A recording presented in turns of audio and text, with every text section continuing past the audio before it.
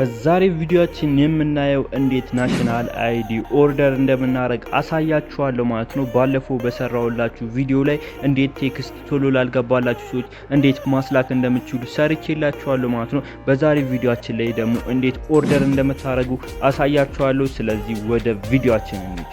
ቆይ ቪዲዮን ከመጀመራችን በፊት ይሄ እኔ የፈለኩት ቪዲዮ አይደለም ካላችሁ ካልሄዳችሁ ኖርማል ነው። ወደ ቪዲዮአችን ስንመለስ ናሽናል አይዲ ኦርደር የምናደርግበት ሁለት አይነት መልኩ አለ ማለት ነው። የመጀመሪያው በቴሌብር መልኩ ሲሆን ሁለተኛው ደግሞ በኢንተርናሽናል ዌብሳይታቸው ነው ማለት ነው። ዛሬ ግን እኔ ማሳያችሁ በቴሌብር መልኩ ነው ማለት ነው። ስለዚህ ወደ ቴሌብር ገብተን ኦርደር እናደርጋለን ማለት ነው። በነገራችን ላይ እዚህ ጋር ምን ያስፈልገኛል ካላችሁ በመጀመሪያ ቴሌብር የሚያስጠቅም ማንኛውም አይነት ስልክ ሊኖራችሁ ይገባል ማለት ነው። ሁለተኛ ደረጃነት ደግሞ 345 ብር በትንሹ ያስፈልጋችኋል ማለት ነው። 345 ብር ካላችሁ የቴሌብር አካውንታችሁ ውስጥ እና ደግሞ ቴሌብር የሚያስጠቅም ስልክ ካላችሁ ወደ ቪዲዮአችን በመሄድ ቪዲዮአችን ላይ መቀጠል እንችላለን ማለት ነው። ስለዚህ አሁን ወደ ቴሌብር ሄደን እንሰራለን ማለት ነው። በመጀመሪያ ወደ ቴሌብር አፕሊኬሽናችን እንገባለን። ከዛም በኋላ ስልክ ቁጥራችሁን አስገቡ ይላችኋል ማለት ነው። የመጀመሪያው ኢንተርፌስ ስልክ ቁጥራችሁን አስገብታችሁበት ይቀጥሉ ትላታላችሁ። ከዛም በኋላ ሚስጥር ቁጥር እንድታስገቡ ይላችኋል። ሚስጥር ቁጥር ብላክ ያደርጋል እኔ ጋር ስሞላላችሁ። ከዛ እናንተ ሞልታችሁ እሱን ከጨረሳችሁ በኋላ ኢንተር ትሉታላችሁ ማለት ነው። እንዳልኳችሁ መጀመሪያ የሚያስፈልጋችሁ ብር 345 ብር በትንሹ ሊኖራችሁ ይገባል ነው ያልኳችሁ። እኔ ጋር 347 ብር አለ ማለት ነው። ስለዚህ አሁን ወደ ስቴፓችን መቀጠል እንችላለን ማለት ነው። ከታች መተግበሪያ የሚል ነገር አለ፣ እዛ ጋር እንሄዳለን ማለት ነው። ከዛም በኋላ ሁለት አይነት ነገሮች አሉ።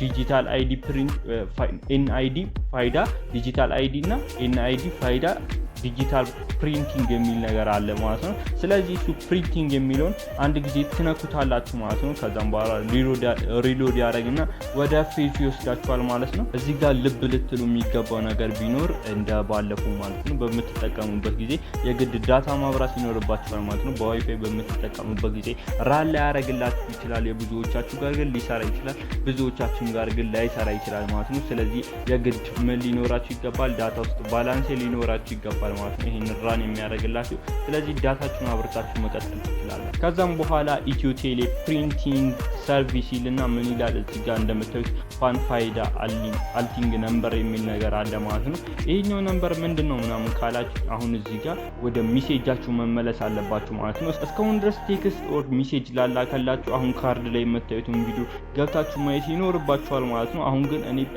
ወደ ተላከላችሁ ሜሴጅ ትገቡና እዛ የተላከላችሁ ሜሴጅ ላይ ምን ቁጥራችሁን ታስገባላችሁ ማለት ነው። ያንን ቁጥራችሁን ኮፒ አድርጋችሁ አልት የሚለውን ቁጥር ይሄኛውን አሁን ስክሪኑ ላይ የምታዩት እሱን ኮፒ አድርጋችሁ ታስገባላችሁ ማለት ነው። ከዛም በኋላ ዋን ታይም ፓስወርድ ቬሪፊኬሽን ይላል ማለት ነው። ሰክሰስፉሊ ብላችሁ ከላይ እንደምታዩት ኦቲፒ ከዛ ከቴሌብር ኦር ደግሞ ከናሽናል አይዲ ሚሴጅ ይላከላችኋል ማለት ነው። ያንን ሚሴጅ ትጠብቃላችሁ። ከዛም በኋላ ሚሴጁ ከተላከላችሁ በኋላ ያንን ሚሴጅ ቀጥታ ታስገባላችሁ። እኔ ጋር ተልኮልኛል እንደምታዩት ሚስጥር ቁጥሩን ቀጥታ አስገባለሁ ማለት ነው፣ ሙሉ ሚስጥር ቁጥር። ከዛም በኋላ እንደምታዩት ይቀጥሉ በመለበት ጊዜ ኮንቲኒው የሚለውን ፕሊስ ዌቲንግ ይለኛል ማለት ነው። እንደምታዩት መጨረሻ ላይ ሚስጥር ቁጥሩን አስገብታችሁ ከጨረሳችሁ በኋላ ሪሲቭ ዩር በቃ እናንተ እንደፈለጋችሁ አድርጋችሁ አንብቡት፣ እኔ ምን አገባኝ። ከዛም በኋላ ከታች ላይ ሪቪው የምትል ነገር አለች። እሷ ሪቪው የምትሏን አንድ ጊዜ ትነኩታላችሁ ማለት ነው።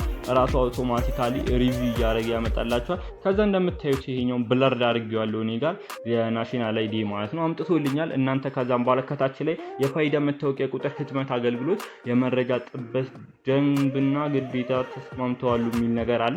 እሷን ካፕቾ ነገሯ ራይት ታረጉና ከታች ምን ትሉታላችሁ?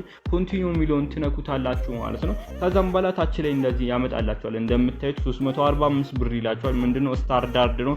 ምንድነው 95 ኢቲቪ ያለው ፕሪንቲንግ ፎር 215 ብር ነው። በ7 ቀን ውስጥ ነው የሚደርሳችሁ። ይሄ የ600 ብሩ ደግሞ ፕሪሚየም ነው የሚለው በ2 ቀን ውስጥ ኦር በአንድ ቀን ውስጥ የሚደርሳችሁ ነው ማለት ነው። ስለዚህ እናንተ አፋጣኝ ከፈለጋችሁ 600 ብሩን ታረጉታላችሁ።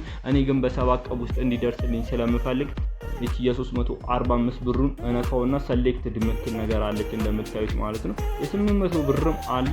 ስለዚህ ምንድነው ማድረጉ እቺ ሰሌክት አረጋታለሁ ይሄ የ345 ብሩ ማለት ነው። ከዛም በኋላ ሰሌክት ካረጋችሁ በኋላ ታች ሪጅን ይልና ቹዝ ዩር ሪጅን ይላችኋል ማለት ነው።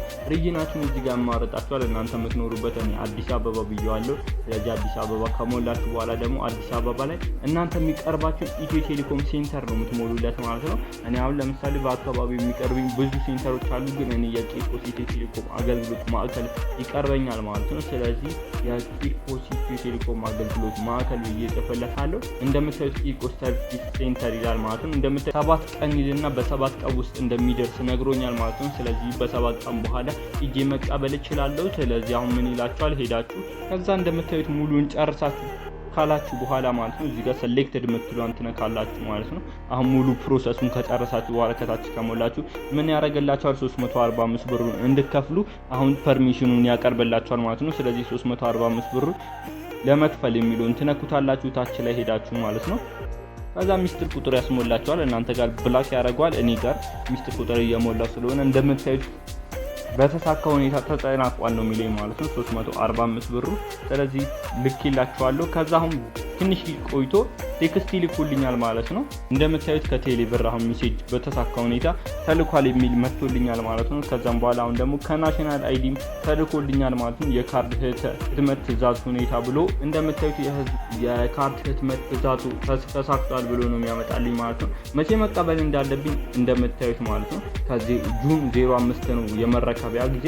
የመረከቢያ የታዘዘበት ቀን ይልና ጁን 05 2025 ይላል። የመረከቢያ ጊዜ ብሎ ደግሞ ጁን 12 2025 ይላል ማለት ነው። ስለዚህ የመረከቢያ አድራሻ የቂርቆስ ኢትዮ ቴሌኮም አገልግሎት ማዕከል ይላል። ከፋይዳ ጋር የተለያዩ አገልግሎቶችን ወደ ስታር 9779 መሳሪያ ላይ ይደውሉ ይላል ማለት ነው። ይሄንን እናንተ ቼክ ማድረግ ትችላላችሁ ማለት ነው። በምታዩት መልኩ እንደዚህ አድርጋችሁ ማዘዝ ትችላላችሁ ማለት ነው።